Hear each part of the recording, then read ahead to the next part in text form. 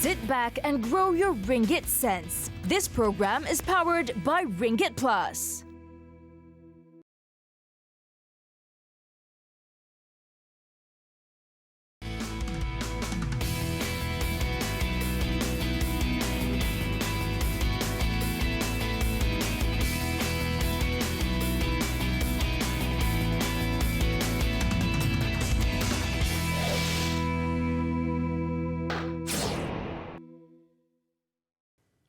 Hi, I'm Azaria Tagaya and you're watching Ringgit Sense Plus, powered by Ringgit Plus. This week, we take a look at the topic of financial health or credit worthiness, or in other words, your credit score. We want to find out how exactly it affects each consumer, especially when it comes to your future loans. But before that, let's talk a bit about e-hailing. Now, if you use ride-sharing services like Grab, you might have a hard time getting a driver to pick you up after July 12th. This is because the government has set a few additional requirements that drivers are required to meet.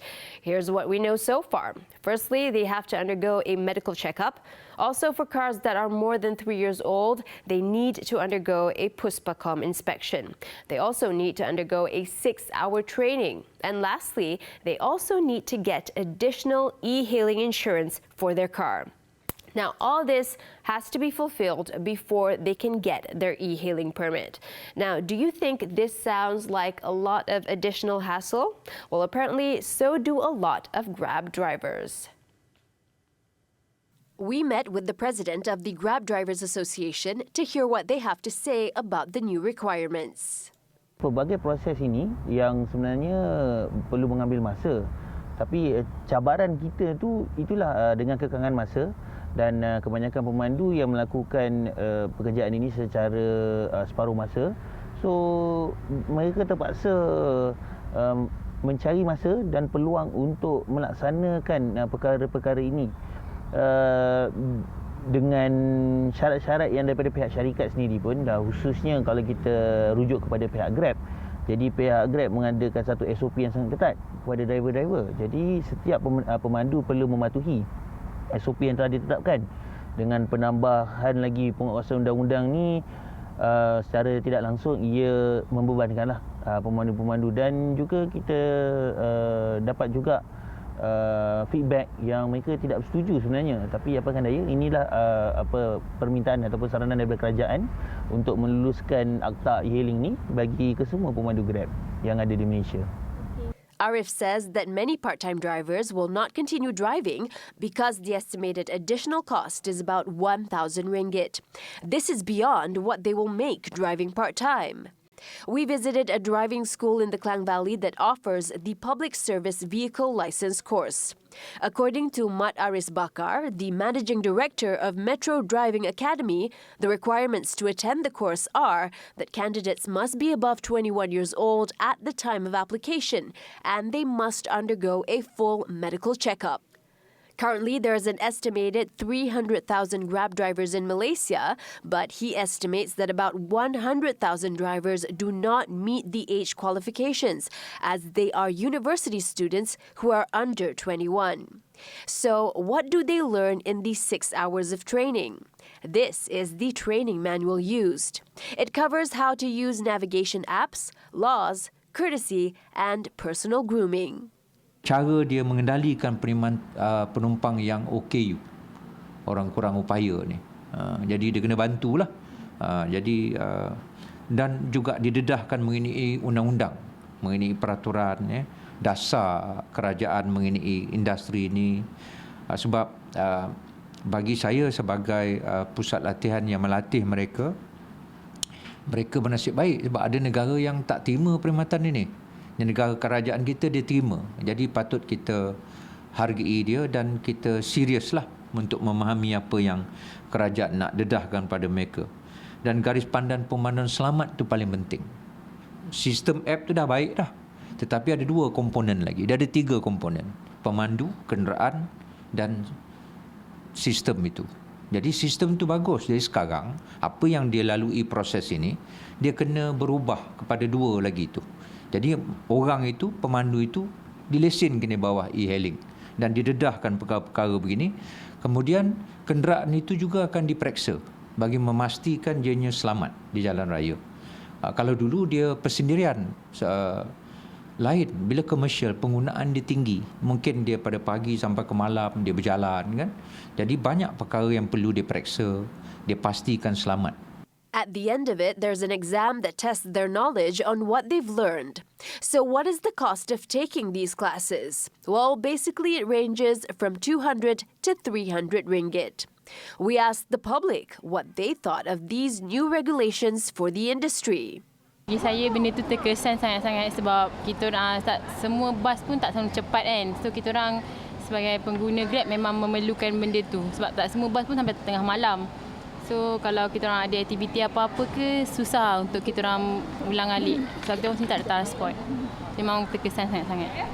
Bagi saya yang pentingnya Grab ni macam lesen tak perlu sampai ke level sama macam pemandu teksi yang dah buat ataupun lori dan sebagainya.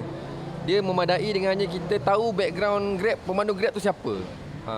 Sebab yang paling penting, yang kebanyakan kes berlaku sekarang, pemandu Grab macam kes jenayah dan sebagainya, kita pemandu ataupun maksudnya penumpang, dia tak tahu background pemandu Grab tu. Dia tak ada identiti ataupun ada macam seragam ke apa ke kan. Jadi kita orang biasa-biasa pun duduk dalam kereta, dah tengok bila ambil orang macam tu, tengok dah tahu dia pemandu Grab. Dia tak ada identiti. Macam motor taksi sekarang pun ada identiti, ada baju seragam semua kan. Jadi kalau boleh biarlah ada identiti. Tak perlu sampai nak ambil sijil dan rumit sebagainya. Itu mungkin lebih membebankan pemandu Grab ni. Bagi saya Grab, betul lah pemandu Grab sepatutnya kena ada lah semua tu. Lesen semua. Macam yang Cik cakap tadi tu lah. Keperluan tu pun mesti ada. Barulah adil kepada semua. Sebab sekarang ni kalau kita tengok Grab dengan taksi sekarang ni dia bersaing. Jadi harap adalah persaingan yang sihat lah antara dua tu. Jadi apa yang diwar-warkan tu sepatutnya kena buat lah, kena ikut lah. Kita bukanlah tidak sahut apa saranan kerajaan untuk melakukan undang. Bukan kami menolak undang-undang itu sendiri.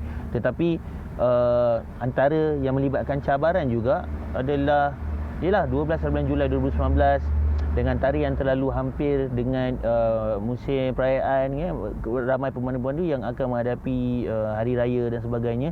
Jadi mungkin tak orang kata tak praktikal masa yang telah diberikan kerana tarikh pelaksanaan itu baru saja bermula 1 bulan 4, baru saja bermula. Dan bulan 4, 5, 6, 7 sangat-sangat pendek. Sebab kita difahamkan kerajaan nak berikan masa 1 tahun. Tapi malangnya bukan masa 1 tahun yang diberikan, cuma daripada bulan 7 sampai daripada bulan April sampai bulan Julai saja. Itu pun bukan penghujung bulan Julai. Hanya 12 bulan Julai. Jadi kita mengharapkanlah pihak kerajaan revise, bukan kita minta tu kita tak nak ikut undang-undang, tetapi masa tu. Grab realizes that many of their drivers face a financial constraint. So they've unwielded their Bersama campaign, which will subsidize most of the requirements.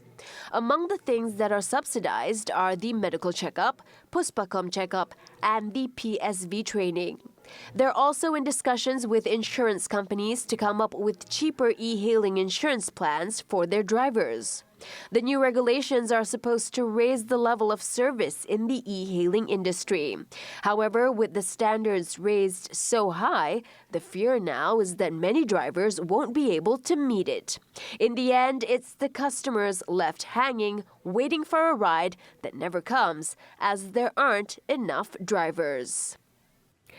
Now we're going for a short break. After this, we're going to be looking at e-hailing insurance and how much it will cost. In the meantime, go to our Facebook page and let us know what you think of the government's ruling for the e-hailing industry. Will it affect you? Drop your comments there, and we'll see you after this.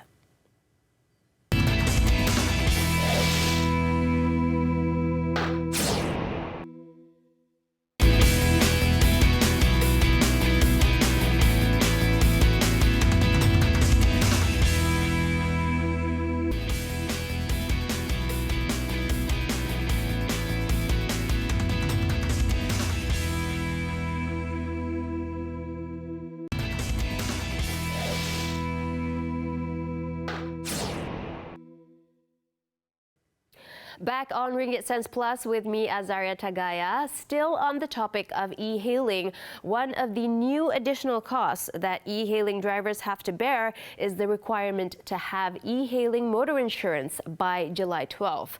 So what's the difference between the motor insurance and an e-hailing motor insurance? How much will it cost? Well, we spoke to our partners at Ringgit Plus to explain how it works. According to Lucas Uy, the Director of Insurance at Ringgit Plus, there are already insurance companies that offer the e-hailing insurance protection. It's an additional protection on top of your current motor insurance policy. E-hailing insurance is going to be an additional rider to your comprehensive insurance policy for e-hailing drivers who wish to operate after July 12th. This will cover any accident that happens during a trip where a passenger or a driver gets into an accident. This will cover the car, the driver, the passenger, third-party liability, and any potential medical expenses that may arise from an accident while you are on an e-hailing trip. Currently, there are full-time e-hailing drivers who buy commercial motor insurance, which is more expensive. So this will be a cheaper option. I estimate it to be a percentage between 20 to 30% of your base policy. So, example, if your current insurance policy premiums is 1,000 ringgit, you'll be expecting to pay between 200 to 300 ringgit a year more for this insurance add-on. If drivers without e-hailing or commercial motor insurance picks up a customer and gets into an accident, their comprehensive motor insurance will not cover them. The reason is their policy is for private use, not commercial use, and picking up a fare is considered a commercial activity. I think the ability for you to get this add-on halfway through your policy will be possible. I think it will be an annual policy, so it will start from the date of your comprehensive policy and it will terminate at the end of that policy as well. So I think halfway through, as long as you get the add-on from the same insurance provider, I don't see why you should not be allowed to get the add-on halfway through your policy. With all the additional cost, many part-time e-hailing drivers are already thinking of quitting before the July 12th deadline. Now, how will this affect consumers and drivers? We asked Arif Ashraf, the president of the Grab Drivers Association, how much does it cost to be a Grab driver now and how much will the additional requirements cost? Kos yang terlibat dalam ni ia bergantung kepada kereta yang mereka gunakan, dari segi bayaran bulanan dan sebagainya. Saya boleh beri kos yang perlu diadakan dalam setiap bulan itu bagi seorang pemandu mungkin sekitar RM1,000 ke RM1,500 untuk kos keseluruhan lah bagi kereta, penyelenggaraan dan sebagainya lah. Secara purata antara RM1,000 ke RM1,500. Tetapi dengan adanya pertambahan ini, makanya kos itu lebih lagi lah daripada kos yang sedia ada. Mungkin sekarang ini untuk permulaan sebagai PSV bermula sahaja dah memerlukan kos sebanyak RM800 untuk mulakan. Tambahan lagi kos RM1,000 ke RM1,500 sebulan itu dah menjadi RM1,800 untuk bermula. Jadi inilah kos tambahan yang terpaksa seorang pemandu itu keluarkan untuk memandu e-hailing. We also asked Arif how much do part-time and full-time Grab drivers currently earn. Untuk masa sekarang ini, pendapatan seorang pemandu separuh masa, kita boleh anggarkan di antara purata mungkin sekitar RM2 ke RM3,000 sebulan. Manakala seorang pemandu full time mungkin sekitar RM4,000 ke RM5,000 sebulan. Itu pun bergantung kepada perkhidmatan mereka tawarkan, sama ada ekonomi ataupun plus ataupun premium. Jadi ada segmen-segmen yang tertentu, tetapi kadar purata ini tertakluk kepada berapa panjang masa mereka bekerja. Kita bercerita sekiranya mereka bekerja masa yang panjang, mereka akan cecah pada data purata lah. Kalau part time tu maknanya jika mereka kerja daripada pagi sampai petang, jadi mungkin mereka bermula seawal pagi sekitar jam 4 hingga 6 pagi ataupun 4 hingga 8 pagi dan mereka masuk ke pejabat jam 9 pagi dan kemudian selepas mereka tamat bekerja pada 5 atau 6 petang mereka sambung untuk memandu sampai mungkin lewat malam 9 atau 10 sebagainya. Jadi kadar pendapatan seorang pemandu separuh masa ni mungkin sekitar 2 ke 3 ribu ringgit. Yang ini saya boleh berikan antara kasar dan bersih. Tapi kalau seorang pemandu sepenuh masa ni ya sekitar 4 ke 5 ribu ringgit. Yang ini mereka memandu daripada seawal jam 6 pagi dan mungkin sehingga jam 8 atau 10 malam bergantung kepada cara pemandu masing-masing lah. Arif says this income estimate is before the cost of petrol and maintenance of the car is taken into account.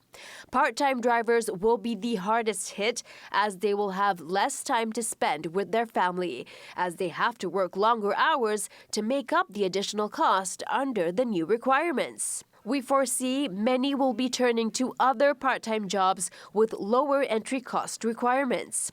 That means customers might just have to wait longer to get an e-hailing ride, or not having a ride turn up at all. If you're an e-hailing driver or customer, let us know how the changes will affect you. Find us on Facebook and write your comments there. Now we're going for another short break. After that, we're going to be speaking to our partners at Ringgit Plus on how your credit score affects you. Don't know what a credit score is? Well, stick around to find out.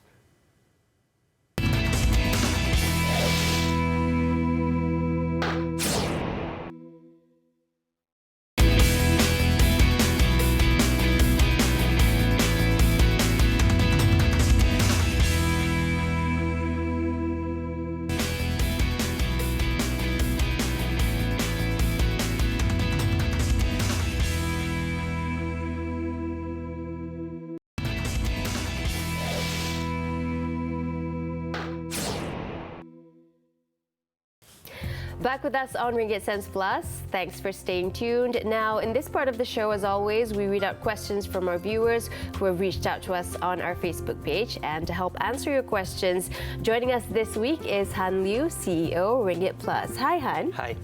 Hi, thank you so much for joining us again on Ringgit Sense Plus. Now, this week we have a question from our viewer, Zach, and his girlfriend, Nora. They're 27 and they plan on getting married soon. So Zach makes 3,500 ringgit and Nora makes 4,000 ringgit a month. So they're planning to get married and they have heard that their credit score can actually affect their chances of getting a loan, but they don't really understand what is a credit score and how can it actually affect you.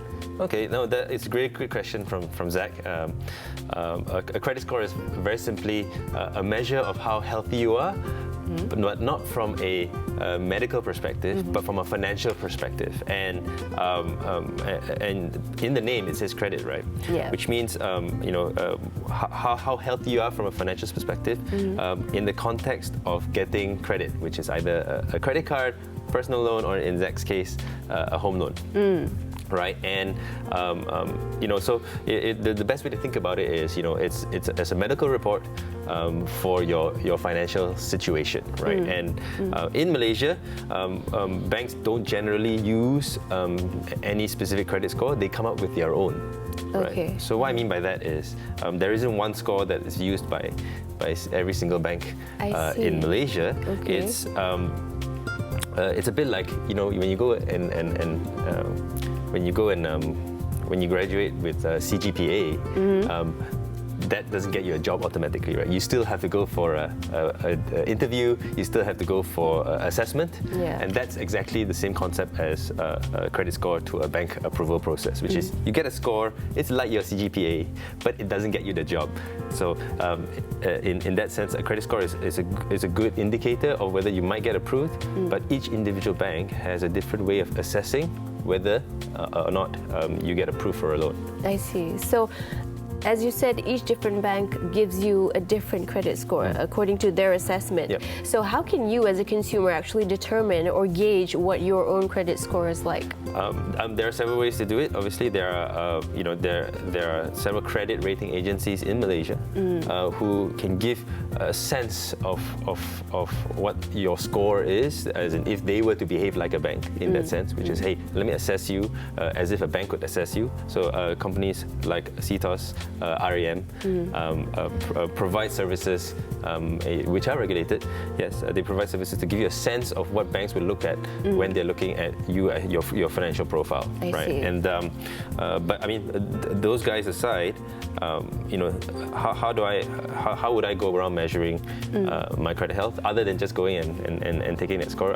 The simple thing is to think about three things when you're thinking about whether you're financially healthy or not. The first is your level of income. Yes, so obviously the higher your income is, it's a huge factor in how healthy you are. So the higher your income, the more likely it is to have a healthier, you know, credit score on a bank-to-bank basis. The second thing is your indebtedness, meaning how many loans do you have already, right? You know, and the best way to think about it is what is your current kind of monthly installments for across all your loans combined versus your income. I see. Right, and the third thing, and it's very important, it's nothing to do with your income or your loan amount, is your loan repayment history. So if you've got an existing loan, whether it's a home loan or a personal loan or a credit card, you've got to make sure that you keep up to your repayments. Otherwise, that may negatively affect your score. Because if you think about it, if you're not able to be disciplined, either be disciplined or able to actually repay your loan, that's a very bad indicator for whether you should get another loan or not. I see. Okay, so what about if Zach or Nora still has a student loan? Will that affect their credit score? Yes, so a student loan is in fact a loan, and the thing to say about that is it won't affect unilaterally across every single credit institution. So certain banks, certain credit institutions may take the fact that, hey, most people have student loans into consideration and weight it differently. But yes, a student loan ultimately is a loan, which affects your ability to repay back either a bank or a credit institution or the student loan PTPTN. You know, it affects your ability to pay back for every loan that you get. I see. So how can someone actually improve their credit score? Very simply, you know, a credit score is taken on a snapshot of your profile. So you can change it over time, and the best way to change it is yes, increase your income. Right, so you know, upskill yourself, ask for salary increases, etc., etc. Have a good eye on your loan amounts, as in your loan repayment amounts. So if you're feeling that it's a little too high, maybe just restructure your loans into a slightly longer term to get your installments back down below a certain level. And third, always pay your installments on time. Okay. Right, that is the single most actionable thing that anybody can do in a situation where they have income and they have existing loan commitments. How to improve your credit score? Pay your loans on time. Pay your credit card bills, at the very least, the minimum payments on time. Okay, I see. Yeah. Okay, thank you so much, Han, for sharing with us again this week. As always, we look forward to having you guys from Ringgit Plus help us and also help our viewers. No, thank you. Thank you. Well, guys, that's the end of today's show. And as always, go to our Facebook page and connect with us there. You can also give us your questions on our Facebook page as well. And that's also where you can also watch all the segments from today's show, as we'll be posting them online as well later on. I'm Azaria Tagaya signing off. We'll see you again next time. And as always, remember to invest and save wisely.